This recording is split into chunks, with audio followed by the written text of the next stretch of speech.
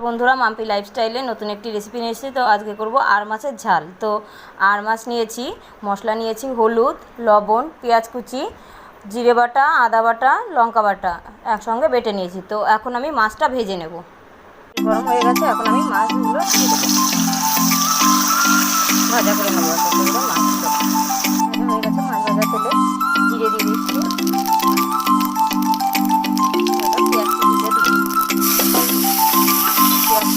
সুন্দর করে লাল লাল করে ভাজাটা করে পেঁয়াজটা ভাজা হয়ে গেছে। এখন মশলা দিয়ে দেবো, আদা বাটা, জিরে বাটা, লঙ্কা বাটা, হলুদ গুঁড়ো, লবণ।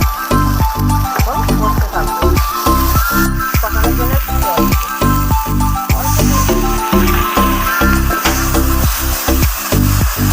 পুরো কষানো হয়ে গেছে, তেল ছেড়ে দিয়েছে। তো এখন আমি জল দিয়ে দেবো।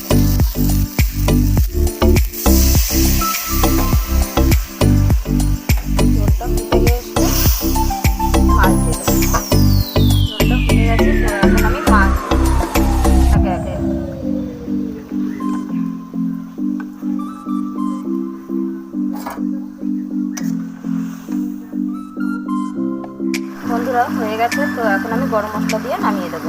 আর যদি ভালো লাগে তাহলে সাবস্ক্রাইব করবে।